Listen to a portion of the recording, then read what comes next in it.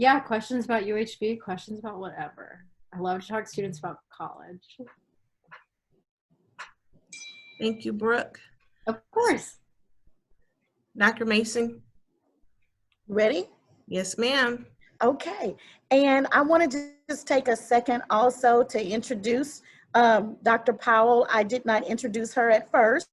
She is our Spring ISD District Guidance and Counselor Director. So, and I want to thank her so much for allowing us this opportunity, for making this opportunity happen. She knows that if it wasn't for her help and expertise and a few other things, that this probably wouldn't have happened so smoothly. So thank you so much, Dr. Powell. And I want to go on to introduce Mr. Eric Watson. He is our Texas A&M recruiter, and he is always anxious to talk to our students in Spring ISD about Texas A&M and their programs that they have to offer. So I'm going to yield the floor to him. And thank you, Mr. Watson, for coming and joining us. Thank you, everybody. This is always a pleasure to present to Spring ISD. Been recruiting with the school district for many years, and always have had wonderful students that have gone on to do great things, that have come to Texas A&M and have done, great things over the years. So I always want to continue that tradition. Hopefully you can see my howdy slide there, the first slide that's up. So I do have a presentation. We'll kind of go over a number of different things. Again, my name is Eric Watson, Senior Regional Advisor with the Texas A&M Houston Perspective Student Center. That is here in Houston, and is an office that is available to students and families and counselors that want to come and get more information about the university. We just opened back up yesterday. So yesterday was my first day back in the office officially. And we're on kind of a skeleton crew for a good while. So, but we are receiving visitors to the office. You just got to mask up and face guard up and shield up and all those other good things if you do decide to come to the office. But I'm going to go ahead and get started here with the presentation. I do want to kind of jump right into some of those updates that we have going on right now. Probably one of the biggest ones that students and families want to know is Texas A&M doing what they're doing with the tests. So we have decided to go test optional. Basically, that means you do not have to submit an SAT or ACT to Texas A&M University to complete your admissions file. If you do, that's perfectly fine. We'll take it into consideration. But if you do not, it will not impact you either way. I would definitely say, and what we're saying is, if you have a great score that you're super proud of, go ahead and submit it. It can't hurt. It can definitely help you on the, on the academic scholarship side of things as well, which will still be considering test scores for scholarship purposes. But as far as admissions goes, you do not have to submit an SAT or ACT this year. And this may be only for this year, but time will tell. Grading policies, we do have some districts that are kind of going to a pass-fail. If that happens to be something that Spring ISD is considering, again, that's not going to impact a student in the overall admissions process. Our deadlines really haven't changed from the previous year. We have the engineering priority deadline of October 15th. The admissions and scholarship deadline remains at December 1st, and with the FAFSA and the TASFA December 15th priority deadline. We did move our start date back, so if any of you tried to apply July 1st, you realize you could not access the A&M application. That's because we moved it to August 1st, just to give folks a little bit of time and get ready, and for us to kind of get ready. But the application is opened up August 1st. Currently, we have probably in the area about 1,500 applications already submitted. So we are well underway. We want you guys to get into that group of early applicants as well. So get those applications started, get them submitted to Texas A&M. We are hosting a number of virtual events, and that's kind of the way things are going to be going for a good while. Our office is hosting virtual events. The university is hosting different virtual events through the academic colleges. And so we really encourage you guys to check your emails for invitations, especially if you're already in our system, or if you're an applicant, you're going to get those updates from us periodically throughout the semester, and be able to participate in these webinars and Zooms that we may be having for you, because they're all vital information to you as a prospective student, essentially because visiting campus is going to be kind of difficult this year. It may not be an option for a lot of students anymore. We are hosting virtual appointments And so on our Houston Perspective Student Center page, you can sign up for a virtual advising appointment with an advisor that's going to be in the office. And so you can do that either in person or you can do it online, whatever's most convenient for you. So we can definitely hold these virtual appointments while you're at school if you wanted to do that in the counselor's office if you're going to be in school. Visiting campus, as I mentioned, will be somewhat of a challenge. The campus is open. We are receiving visitors, though in very limited numbers through the visitor center. If you do come as a family or as a group from the school, you do have to register with the visitor center, and they do have protocols in place for how many people can come and what you have to do once you get to the university. You can do self-guided tours as well if you come on your own or with your family. There will be very few buildings that will be open to the public just because we're trying to reserve those for the faculty, staff, and students. So there won't be just random students being able to just walk into a facility anymore. The colleges and departments will more than likely not be having advising sessions like they typically do. They're going to be doing more virtual advising, virtual prospective student informationals, which we definitely encourage you to jump on. And this is probably something that's relatively new, which we feel is going to be even better than you having to get to campus to do this. Now they're going to be having these things virtual. And so you can get virtual perspective information from engineering, from geosciences, from ag and life science, from education, and you never have to leave the comfort of your home or within the high school itself. We do have a lot of online resources available for everything that we're dealing with right now, as far as virtual tours, presentations that we put up on our admissions website. So there's the resources page, and then also just updates on the coronavirus and how that's impacting our student population.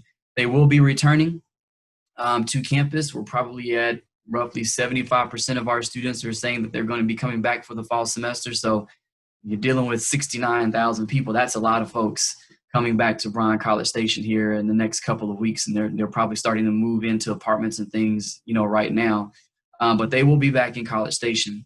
And we have a lot of things in place for them once they get back to campus. So the campus has been updated and spread out and spaced out. A lot of outdoor things are going to be happening as opposed to being inside. So it's going to have a different look and a different feel as the students return to campus. To stay connected with us, make sure you subscribe to our aggiebound.com for events and programs and just updates about the process. Of course, when you're an applicant, you're going to constantly be getting these updates from myself as the recruiter and just from the Houston Perspective Student Center. So I've always assumed that people know where College Station, Texas is. A lot of people don't. I always get asked every time I come to schools, where in the world is College Station? So there we are. You can see it on the map. There's a little Reveille in the water tower that you see when you come into town. But we are, situated roughly, 90 miles or so from Houston, maybe 100 miles or so, an hour and a half to 2 hours, depending on what side of town you're coming from, if you've never been to College Station. But we're kind of like right in the middle of, Waco, the Dallas, Fort Worth area, Austin, Houston area, kind of that triangle. So we're conveniently located right in the middle of all those major cities. A lot of people don't know we have multiple branch campuses. And so A&M is a big system. Within that system, we have branch campuses, which are essentially extensions of College Station, the main campus. And so our newest campus is in McAllen in South Texas, which has a full 4-year university where students can graduate from that institution for certain majors if they want to, or we can send students down there for a short time through the admissions process. Texas A&M at Galveston is a branch campus, although very uniquely situated on the coast. It's specifically geared towards those that are interested in the maritime studies-based programs. Very small campus, about 2,600 students are residents there at A&M Galveston, has some great opportunities in 4-year degrees. Our campus in Qatar in the Middle East, which is an engineering school, beautiful campus. It's part of a university city, and so A&M has the engineering side. There's other universities that have like medical or business or other programs there. But we have the engineering school in Qatar, and that's a branch campus, which basically means you could apply as a freshman to go straight to Qatar if you wanted to. And then the A&M system itself is kind of like, think of it as a big umbrella of a gigantic school district. So we have 11 universities and 8 state agencies that are under the A&M system, and then our health science center, which is responsible for all of our health-related professional programs like the medical school, nursing school, dental school, pharmacy school, things of that nature. So that's a little about the university and the system specifically. Our main, purpose, and this is summed up really easily in our purpose statement, is to develop leaders of character dedicated to serving the greater good. So we want students to come and be leaders. We want you to go out back into the community and give back to your community. That's something that we hold very, very true and dear. A lot of that has to do with the history of A&M being a service institution, a military school, and service is a big part of our university. Founded in 1876 as just a very small campus with a few students who were military students, about 40 students. We've grown a little bit since then to almost 60 or almost 70,000 students. Very spread out, 5,200 acres. So we can put a building up pretty much anywhere we want to, and we have. But a very, very large campus, one of the largest ones, if not the largest in the United States. You can see our undergraduate population, our first generation student population is very big on campus, and just the number of graduates that we have out there that are walking around with that Fighting Texas Aggie ring on their fingers. They're everywhere, all over the world. A few other accolades. I'm definitely always proud about our retention rate, and that's something that you definitely want to think about when you're looking at the institutions that you want to attend. Am I going to be successful, and how am I going to be successful, especially in that first year? And that's a big thing for our first generation students and our first time in college students of being successful, especially at a large state institution like Texas A&M University. Studying abroad is huge at A&M. We're number one in the country for study abroad. If you've ever wanted to go to another country before, do it while you're in college. It's probably a lot cheaper. And you get to go with a bunch of friends, faculty and staff with A&M. And so before the pandemic hit, we had over 5,400 students in another country somewhere. And that's consistent all year round. And you can get that opportunity as early as your freshman year in some cases. And then research. We are a tier 1 research university. We get a lot of money to do various research. Probably some of the big things happening right now is with COVID-19 and researching masks and researching ventilators. A&M is going to be a destination for when the vaccine is created. We have a facility already in place where the vaccine will be produced, mass produced, and sent out to help individuals fight this terrible virus that's out there right now. So if you're big into research, this is a good place to be for that. We are one of only 17 institutions that hold a land, sea, and space grant institution. So we do a lot of stuff in space as well. A lot of our engineers and geoscience majors are currently on projects with NASA, with some of the recent spacecraft that have gone up into space the last couple of launches, and that will be getting ready for the moon landings again and Mars exploration, things of that nature. 26% of our students participate in undergraduate research. So that's a big deal for our students, and you have that opportunity to do so. And if you need a place to study and you love libraries, well, we've got 5 of them. Very large libraries on our campus. So there's plenty of space for you to spread out and study if you like the library concept. I often get students that always want to ask, what is this first year going to be like for me as a student? Am I going to be successful? Again, am I going to get connected? Because again, you are coming in with 10,000 classmates and upwards of 69,000 students. So it's a big place. So we have a lot of things in place to help students be successful during that first year. Of course, the first part of it is your new student conference and getting acclimated to the business side of the university, your classes, your advisors, things of that nature. And that's a mandatory 2-day session for all new students to come to Texas A&M. Then you have your Fish Camp, which is more about your traditions and how to be an Aggie and learning about the Aggie culture. That is going to be in a virtual format this year, but if it's not, it's usually a big 4-day camp out in Northeast Texas, a big campsite where you get brainwashed for 4 days into the Aggie way. And it's a lot of fun, really crazy times, but that's a good thing. The Department of Multicultural Services, where I basically spent most of my time at A&M, has a lot of great resources for connecting students on a cultural basis. They do have the Excel conference for incoming freshmen as well, and a lot of other great opportunities for students to get connected and get certificates and get leadership training and find really good student organizations that you might want to be a part of more on a cultural basis. And then our newest aspect is our Hullabaloo U, which is part of our new student success office at A&M, pretty much targeting that first year student and helping them be successful navigating and transitioning from high school to Texas A&M. And so there are specific courses and cohorts that all of our freshmen have the ability to be a part of, which is taught by A&M faculty and staff. And they go about teaching you understanding how to navigate Texas A&M University. So that's, again, for first year students. So getting into our academic colleges at A&M, we have 10 of them. And within these academic colleges are our majors. Hopefully we have what it is you're looking for. We don't have everything, but we have a lot more than what we used to have back in the day when it was just ag and engineering, which are still two very, very large aspects of Texas A&M University, but we've grown since then. And you can see from this alphabetical list of all the different programs that we have to offer. We're well over 130 plus degrees at A&M. Our professional school advisors will help those students that want to transition to a more professional program. So you're looking at law school, medical school, nursing school, vet school, those type of opportunities like that, based on whatever your major happens to be. So hopefully you spend some time really thinking about your major, what it is you want to do, what you've always thought about what you want to do. And hopefully you're kind of stick with it, because it's getting harder to make those changes in college, and it's getting more expensive to make changes to your major in college, even though I know it's difficult as a 17, 18-year-old to really fully understand what you're supposed to be in life, but really give some thought to those majors and what you're going to put on your application when you apply. Several of our newest majors will be our interdisciplinary studies, our interdisciplinary engineering major. So that means multidiscipline engineering, which is something the industry really wants to see from their engineering graduates these days. So that's an option. And then apparently neuroscience is like the thing. And so 3 of our academic colleges now have neuroscience Bachelor of Science programs in the College of Liberal Arts, the College of Science, and in the College of Veterinary Medicine and Biomedical Sciences. So these are available right now for applicants to apply to. I had to look up exactly what translational and preclinical track for vet program is, but you can see what those individuals do with that type of a degree. So neuroscience has always been a minor at A&M under the College of Science. Now it's a full-blown in 3 different areas at Texas A&M. Don't let that liberal arts fool you. That is a heavy STEM major in the College of Liberal Arts, okay? And so they're definitely going to give you a lot of great science behind that particular program. The Aggie Advantage coming out of our professional school of advising, medical school and law school. This is available on the Career Center website, so you can see how we fare with sending students to these professional programs. Again, we have medical school at Texas A&M, or we can get you ready for any program you want to go to. We have law school that's in the Dallas-Fort Worth area, or any law school that you are looking to plan out for as well. And our dental school is Dallas too.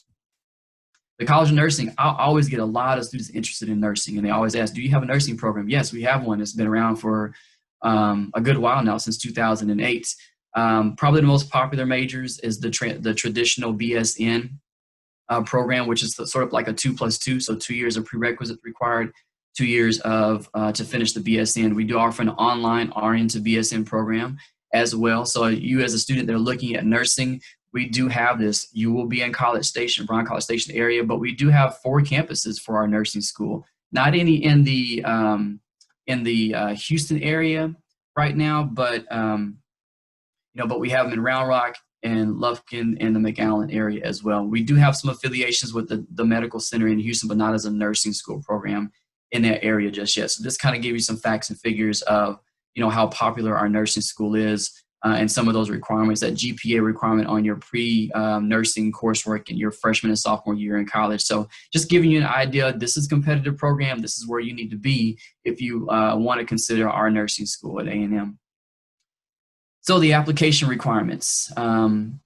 There's about 4 or 5 things that you may want to get in line with. And so, of course, the Apply Texas is open right now. We do accept we are part of the Coalition for College, so some students will use that. If you're also going to use the Coalition to apply to out-of-state schools. So one or the other platform to apply to A&M. We do require an essay, an application fee or fee waiver, which you can self-report if you qualify for a fee waiver in the application. So you do not have to submit an actual fee waiver form for that, just check a box. New last year was a self-reported academic record. And I'm sure my counselors had fun with that, but basically you are now primarily self-reporting your transcript to Texas A&M. However, if you are in the top 10%, we still must have the transcript to verify that you are in the top 10% of your class. You just can't tell us. We need to see it on the transcript, that numerical ranking. If you're not in the top 10, all you have to do is the SRAR and manually put all of your transcript information into the SRAR website. It is available now. It does take a while to do, so I would encourage you guys to at least go ahead and get started with that if you have access to your academic record, your freshman through senior year coursework and things of that nature. Again, we've gone test optional. We don't require the writing samples, but if you do submit them, we'll have those in the file for you, and if you are required to submit any sort of permanent residency documentation. I do want to kind of spend some time with the essays itself. So all of our students are required to write essay topic A out of the application. So this is the essay topic. I would really encourage you to go ahead and write your essay, get a draft down, because what we always find is that the essay will take students the longest to get their application file complete. So spend some time working on the essay, getting your thoughts down, getting it reviewed, and be happy with what you submit. Keep in mind, you're not being interviewed by the admissions office. Okay, everything that you want to tell us is going to be in some form on the application or writing that you put down. So spend some time putting your thoughts together on this essay. It can be very important in the admissions process for review and for scholarship purposes. And I'm happy to read the essays. If you want to send me your essay, you can send it to me via email, and I'll be happy to to review it and give you some feedback on it as well.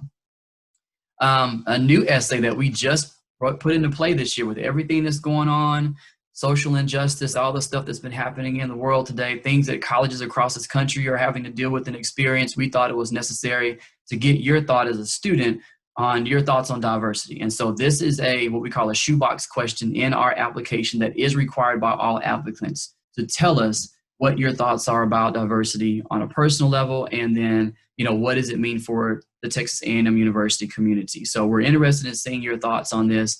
It is a part of the application process. We'll be looking at this as well to kind of get some feedback on what students are thinking about it, and how students are coming into the university, and what they plan to do to strengthen the university and make it better than what it has been. And then if you are an engineering major, there's also a shoebox question specifically for the engineering students, because engineering wants to know, hey, do you know anything about engineering and what you're about to get into, and your plans and goals and things of that nature with engineering. So this is a requirement for those that indicate they're applying to an engineering major. You will see this question pop up, and you do have to answer it as well. Your tracking system, when you apply, you're going to get an acknowledgement email that says, here's your A&M ID, here's what you need to do to kind of follow along with the process. It's very important that you look for that email once you submit your application, maybe 24 to 48 hours later. You're going to get that acknowledgement email. If you don't respond to it, we're going to email again, we're going to keep emailing you, or we're going to mail you that acknowledgement letter until you access your applicant information system. So that way you are able to see exactly what's going on with your file. I mentioned the SRAR. This is a separate website from your AIS. So you can go to this website and put in all of your information, and then you're going to link it up with your application once you've submitted it to Texas A&M, and you'll link it through your AIS page. So complete the SRAR, complete your application, submit, and then link it together. How do you get admitted to A&M now? So we have two ways. We used to have three. You guys are the first class that will not experience the academic admit category, which meant you were in the top 25% with certain SAT or ACT scores to gain automatic admission. Now for automatic admission, the only way to get in automatically is top 10%. Everybody else will fall into our holistic review process, which now that group will be much larger than it always has been, but hopefully it will create a more fair and balanced applicant pool when we're reviewing those students for admission to the university. So again, top 10%. Top 10% coming out of your junior year. We'll see that on your transcript that you have to submit, top 10 percenters, and you complete your application file, you're admitted to the university. Not necessarily to your major, because a lot of it depends on when you apply to the university, but you're admitted to Texas A&M at that particular time.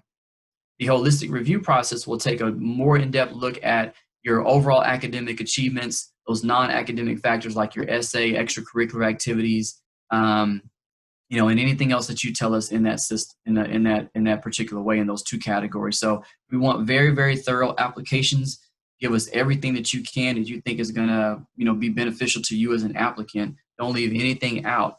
Again, because this applicant pool that's in review is extremely large. Okay? The engineering review process, I mentioned the early action deadline is October 15th. If you want to see if you can get your admission decision by the 15th or by the end of December or sometime during that fall semester, it's just a time for when you can get your decision, but it doesn't mean you have to be done with your application if you want to be considered for engineering. If you don't, you can finish your file by December 1st, and then your engineering decision will typically come out in the spring semester. Again, essays are required for those engineering applicants. They have various pathways. You kind of tell engineering is a pretty big thing at A&M. There's multiple decisions that are going to come out of the engineering process. These are all pathways, degrees to Texas A&M University, but you may start out in different places. And so our engineering school even though they take in close to 5,000 students every year, new freshmen, they don't have enough space for all those that are admitted. And so we are sending them to different places to begin their process for engineering, and then they come back and convene in College Station and finish their actual degrees. So Galveston, McAllen, our engineering academies programs, that's in Bryan, and then our program for system admission, where we send you to one of our system schools. These are the engineering academies. So if you want to stay local, stay home, save some money, but still get all the full benefits of being a full admitted student to A&M for engineering, you can definitely do an engineering academy. That application process starts in January of your senior year. And the closest ones that you probably would be most convenient for would be our campus in Brenham, the Blinn campus in Brenham, and then the Houston Community College here in the Houston area. And these are engineering academies where the professors teach the intro engineering courses, but you take your basics through the community college. So you're saving some money and you're staying at home, but you have all the rights and privileges of being a full-time student in College Station. And the advisors for A&M do special things with you that they don't do with other students that are like typically transferring to A&M. Our decision process will start about mid-September. We'll continue doing it on a rolling basis until probably late February or early March. You are constantly tracking your file through your AIS page. Out of that review process, any student that goes in review that's not a top 10% student will be considered for Blinn Team, our PSA with our system universities, a higher education center in McAllen for certain majors if you indicate one of those majors that you're interested in, and then our summer school program, our Aggie Gateway to Success, which is a provisional program for summer school. So these come out of the review process and create additional pathways for students to transition fully to Texas A&M and finish their degrees with the university. And then, of course, our campus in Galveston, our branch campus. We can send students there for engineering if you wanted to, or you can just go there for their cool degree options that they have. Important deadlines. So August 1 was our change date to start the app. FAFSA, engineering deadline, admissions deadline, priority deadline for the FAFSA, TASFA. And then in spring, your confirmation deadlines. If you're going to cancel your housing contracts, if you've applied for housing, and then your enrollment documents and things during the course of the summertime. So I put this up because you're going to get a lot of deadlines coming at you, and it's very, very important that you schedule these deadlines somewhere on your calendar, put them on your bathroom window, somewhere you can see them. Do not let these deadlines creep up on you, because sometimes you just can't do anything about it and you might miss an opportunity. We definitely do not want that to happen to any students. So really pay attention to all of your deadlines, not just with the university, but stuff that you have to do for school too.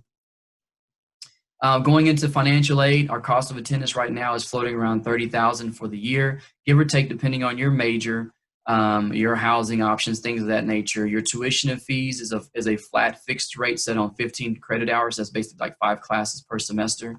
And then your tuition. So you're trying to cover the cost for this. And what I always typically say is that the financial side of it is probably going to be the most aggressive you're going to have to be in this whole admissions process. For admission, for a lot of students, admission is going to be easy. The money side of it is where you're going to really have to work and really understand what's going to be expected of you in order for you to get all the funding that you feel like you're entitled to, and what you have to do as a student.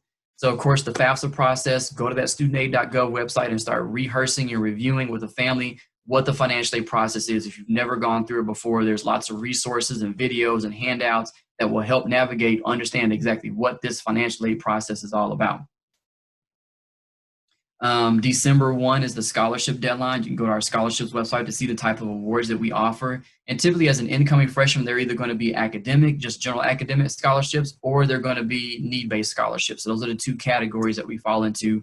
Any special groups like maybe the Corps Cadets, the Terry Foundation, which we get a lot of students that get the Terry scholarship, the Brown Foundation. These are really, really great competitive scholarships that students can receive, but you have to make sure you get that application submitted by December 1st. Okay. And I'm always surprised and shocked at how many students either forget to, or just for some reason, just don't want to apply for college scholarships.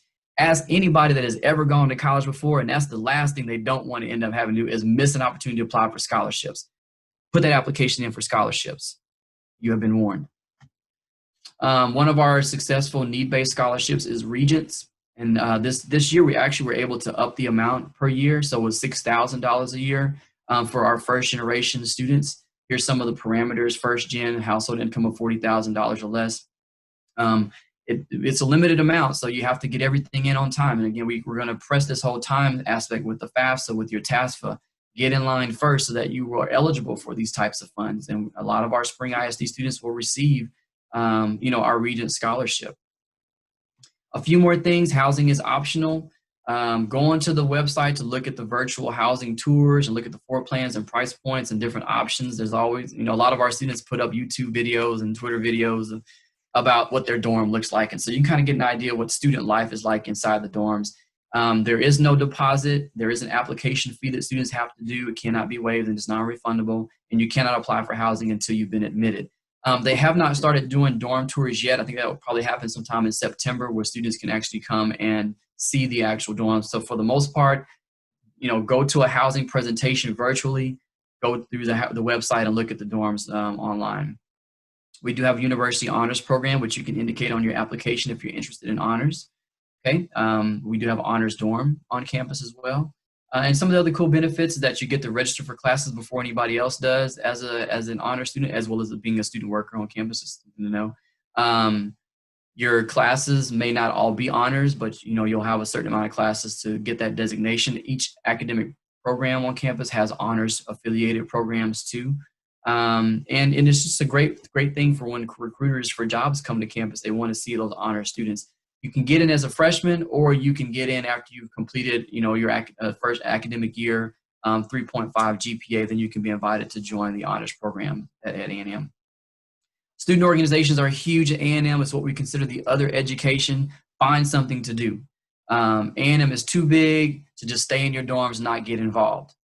You want to be that student that's out getting, not just the academic side of it, but also getting those other intangible experiences that you can't get in the classroom. And so that's where those student organizations come from. 1,100 plus organizations on campus for all different types of things you can possibly think of. If it's not there, we always say create your own organizations. You can do that.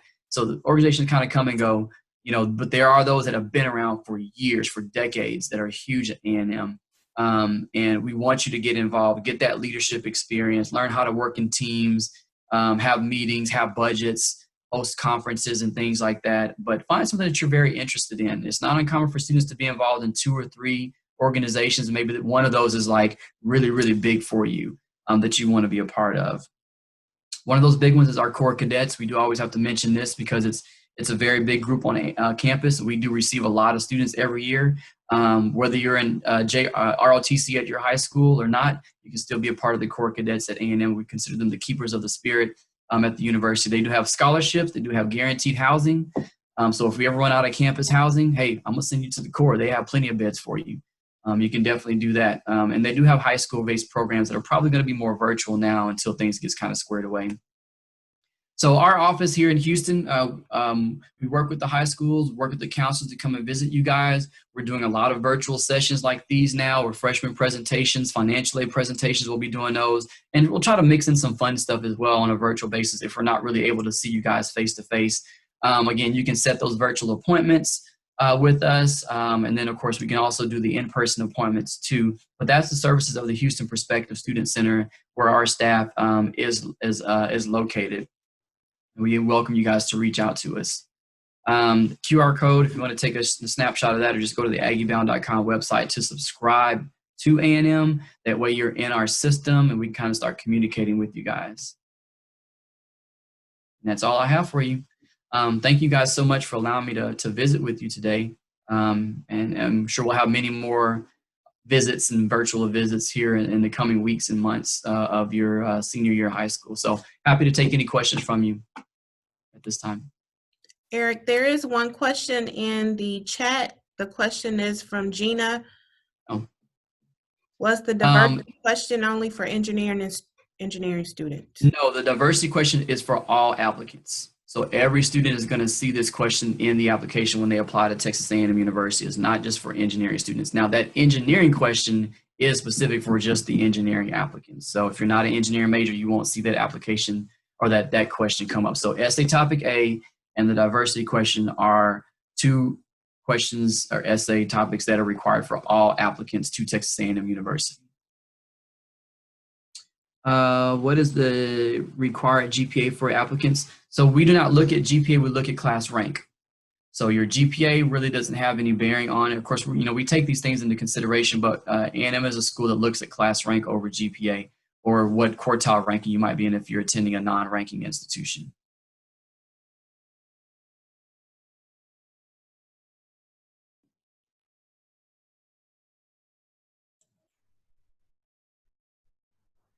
Are there any other questions?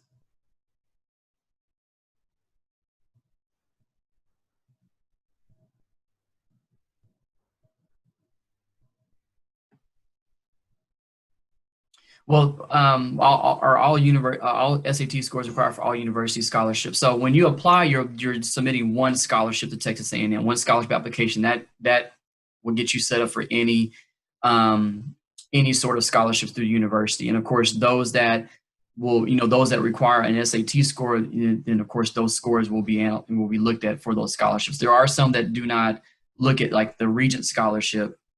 Is not, because it's a need-based scholarship, it does not look at anything but need specifically. So it doesn't look at test scores or anything like that. So we do have those types of scholarships. So there will be those that may require, based on how the scholarship is set up, it has to look at test scores. And then there'll be others that will not look at test scores at all.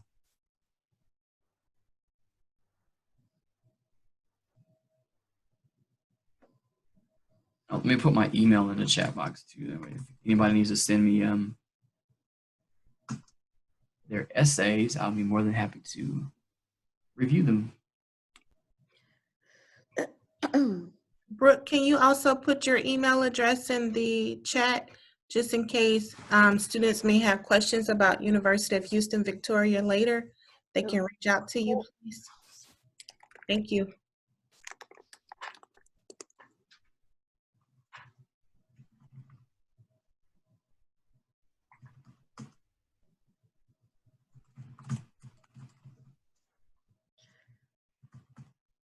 Okay. You guys, the presentation is being recorded, so it will be made available on the College and Career Readiness website under Summer Bridge Program. So if you guys want to review anything, you can always, once that gets up, check back periodically to see if it's up. You can go out there and certainly look at it. And of course, they put their email addresses up there for you guys to, if you have any questions or anything like that. And we'll be doing things like this throughout the year. So we will certainly make resources available for you guys to get your questions answered. I want to take the time to thank Mr. Watson and Ms. Morgan from both University of Houston Victoria and Texas A&M. And certainly Dr. Powell for making this presentation happen. Thank you all. And students, we can't wait to visit with you guys and see you all during the year. And thank you all for participating in this Summer Bridge program as well. So with that said, are we wrapping up? Yes, we are. Thank you, Eric and Brooke. Look forward to seeing you guys a little later on this year. Thank you, Dr. Mason, for facilitating. Thank you very much. Students, you guys have a good day. Thank y'all so much for hosting. Yes, of course. You guys have a good day as well. You too. Bye-bye.